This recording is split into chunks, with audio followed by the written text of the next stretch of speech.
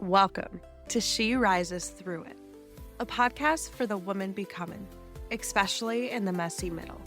I'm Sydney Jocelyn, mama, writer, creative, and a woman on the journey of finding herself after far too long following the rules, the roles, and the version of life we're told we're supposed to live. I'm not here to teach from the mountaintop.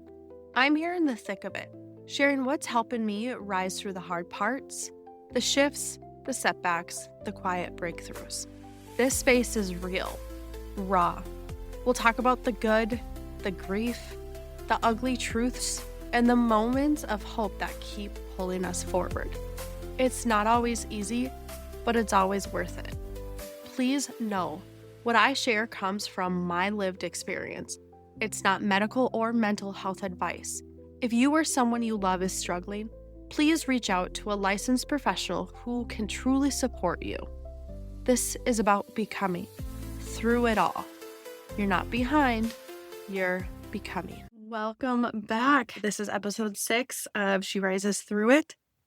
I can't believe I even launched a podcast, and I'm still so extremely excited that we're just on episode 6. That's a lot to congratulate. But this episode is for the woman who feels like she's doing it all and still feels like it's never enough.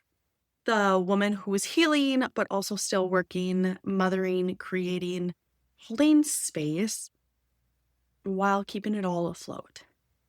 So it's called Healing While Holding It All, because that is where I am at right now. I am in the trenches of it.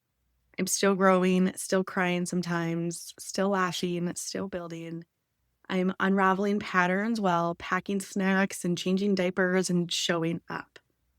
It's not clean, but it's real. This stage matters. And let's be honest, control has gotten a bad rep and gets a complete bad rep. For a lot of us, those of us who have performed for safety, control was the way we kept things from falling apart. I started micromanaging my life probably end of my high school years to start of college. I felt like if I didn't mess up, no one will know I'm actually scared. If I get it all right, I'll finally feel worthy. Here's the truth. Control isn't the enemy. Control was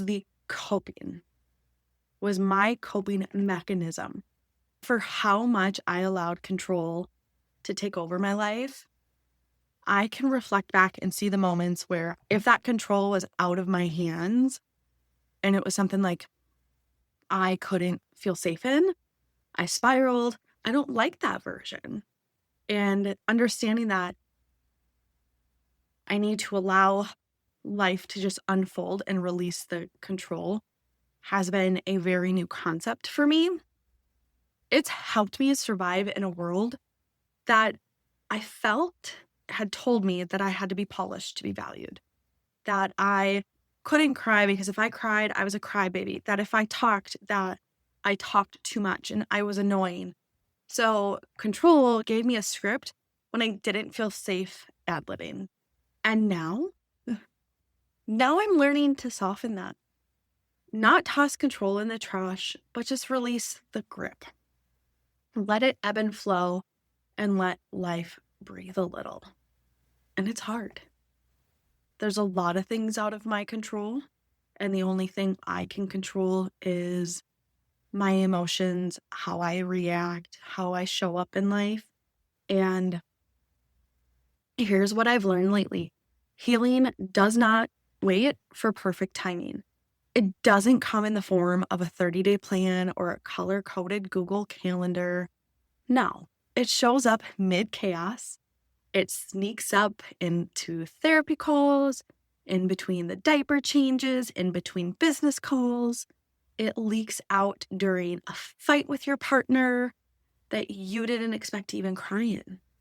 It's there when your kid melts down and you realize that you've never let yourself melt down like that safely.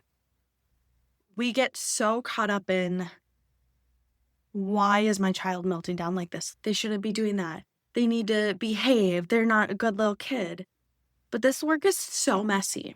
And seeing Brooks, and I'll dig in this later, seeing Brooks have some moments of emotional dysregulation and trying to get his emotions out, it has been a journey for us.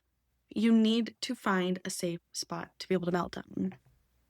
And just because all of this is messy, it doesn't mean it's wrong. You don't need to fix it all right now. You just need to notice it. You need to name it, and you need to soften a little towards it.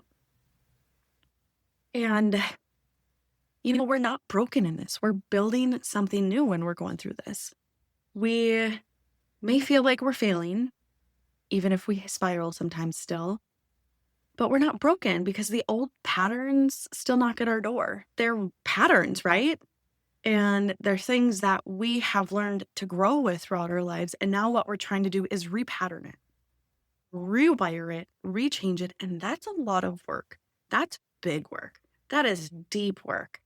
And I'm learning this too while building my businesses. I'm working on creating retreats, dreaming up of the collective, raising my 2 boys, having a beautiful marriage, and doing the inner work throughout all of it. It's so hard. It is so hard, and giving yourself grace that you just need to slow down and let things unfold. And there's no healed finish line, right? There's going to be moments that you'll feel it. You'll be like, oh, this is great. Then you'll have a kickback, but then you'll feel it again and you'll be like, oh, I'm moving forward. And it's not going to feel as hard, right? It's going to start to feel easier when you stop reacting quickly, when you start to take the pause, when you give yourself grace mid-mess. That is the win. That is the healing. And it's going to be a lot of work. I just talked about it last night with my business coach. And what I love about my business coach is our conversations ebb and flow. Some days it's complete business. Some days it's, what do you need right now? And last night, totally unraveled in a way I did not expect it to unravel. I actually left with 4 pages of notes. Oops. And it's about healing and working on myself. We talked about this last night. We talked about that because I asked her, how long did it take you to have everything perfect? And her immediate response was, I'm still working on it. And I love that. I love that because it's so true. We're all still working on it. And as much work as we put into it, sometimes it might unravel. Sometimes it might start releasing again. And it's just going to be this ebb and flow, this movement, this body of water that's just like, here's the downfall. We're riding the wave, It's just this beautiful, beautiful life adventure we're on. With all of this and talking about Brooks's dysregulation, one of the most humbling parts for me in motherhood is realizing that my kids don't need a perfect mom. They need a regulated, present, self-aware one. And obviously, I have not been that. I have not been that the last 2 years. It has been emotional roller coasters. And ever since I made this change of quitting my job, starting to show up and building a legacy that I am proud of, everything started shifting. And with Brooks, he's been struggling with his emotions. And this has kind of been like a 1.5 year thing. We work with all of our therapists on it. He has occupational, physical, speech, swallow. We have a good team. And then also daycare, right? And we all collaborate and communicate together on what can we do. And yesterday was the first day doing it. I've started changing and holding space differently for that. Instead of just stop it, time out, you need to take a break. Yesterday, I pulled him aside. Me and him hung out by ourselves. We just laid on the bed and talking through our emotions. And I said, you're mad, and that's okay.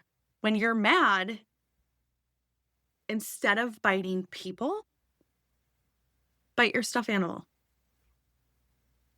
We practiced. And I was like, okay, bite it, growl, get your emotion out. He giggled at me a couple times doing it. And I'm like, well, this is where we bite safely. We don't bite people. We are kind little boys. We don't bite people. But when we're frustrated and we're mad, bite your stuffy. It's okay. Let it out. This is what you're safe to bite. Or even hitting the pillow. I was teaching him You can hit the pillow. This is a safe spot, but we do not hit people. In that moment, taking that one-on-one time with him, letting him get his emotions out, working through it with him, and then me and him still continued mommy and Brooke's time. He came downstairs, we worked out, he worked on like moving his muscles, and then he was building things and just getting into his creative self. During all of this, I realized I need that too. We all need that space to feel release and be held through it, because we're not just breaking cycles. We're replacing them with honesty, tools, language, and choice. And that moment of seeing my son regulate his emotions, do an activity with me, for that hour of us together, he came back up and was completely calm and a happy little boy with dad in Huxley. Sometimes you just need that, and you need that space, and you need to allow that space. And it's hard. It is so hard, because even this morning, before jumping on here to do my podcast, I did some energy release. I sat down and looked at myself in my beautiful mirror right here, and I was starting to cry, and I could see like the words in my brain coming through. You can't cry. You're just a victim. You can't cry. You're a crybaby. And no. I started speaking aloud and changing my words and saying, no, you're okay to cry. You're okay to release these emotions, and you're not a victim. You are not a victim, because you get to take control of what you can control now, and everything else you are going to release and let unfold itself. For the first time in a very long time, I saw such a beautiful woman in that mirror. So much grace, so much poise, and just holding true to herself. And that's what this journey is about. That's what the collective, She Rises Through It, my retreats are all going to be about. Meeting you where you're at on your journey, the messy middle, the healing, the non-healing. Life sucks. Life sucks, but it is also truly beautiful what we can do with life. And when we start that process of healing and knowing it's not a 30-day plan, but it's a life adventure, there's so much that can open up.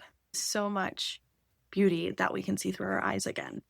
So if you're listening today and thinking, wow, I'm holding so much and I don't even know where to begin. Well, here's the news, and very good news at that. You don't need to fix anything today. You just need to be with it. And I want to guide you into a little practice to help. I would like you to do a journal and self-reflection check-in activity. I will go through it here before I end the episode. I hope this truly helps. And it's something that you take time to do. Sometimes we hear it and we think, yeah, I'll do that, but then we never do. Just take the 5 minutes, try it out. Maybe that 5 minutes leads into 15 minutes. Maybe during that process, you release so much that you're like, wow, this feels good. That's where it all started with me. It was 15 minutes. So again, after this episode, take a few minutes alone. Sit outside if you can. Put your bare feet grounded to the grass, to the dirt. I want you to ground your feet into the earth. Put your hand on your heart or your womb, whichever one. I am very much a heart holder and a chest holder. It is giving myself that squeeze and hug and love. So wherever you want to put your hand, heart or womb, and ask, what am I currently holding that no longer belongs to me? Where am I gripping too tightly out of fear or habit? What does my inner girl, the version of me who just wants to feel safe, need from me right now? How can I honor my pain without identifying with it? What does safe emotional release look like for me today? Is it movement? Is it screaming into a pillow? Is it writing? Is it crying in the car? Is it taking that bubble bath by yourself? or going to a movie or a winery by yourself just to sit and be and think by yourself. Then write yourself a note after asking these questions or even speak it out loud. For me, I feel it's best speaking it out loud when I'm going through these things, but I also journal after I go through a meditation or I go through an energy release and I put on either somatic breathwork music or bilateral music. So much can flow out just into a journal as well. But I want you to write yourself a note or speak it aloud that it's okay to feel this. I don't have to hold it all alone. I'm doing the work, even when it's messy. Again, it's okay to feel this. I don't have to hold it all alone. I'm doing the work, even when it's messy. Just take that in for a second. That is the beautiful mess, the beautiful beginning, because you are not behind. You are not broken. You are healing while holding it all. And that is brave as hell. I am so proud of you, and I'm so proud to be on this journey with you. So thank you for being here today. If this episode helped you, please share it. It gets the word out to more individuals and more women that are struggling in the messy middle as well. You can tag me at Sydney Jocelyn or send it to a friend who needs this reminder. We don't rise being perfect.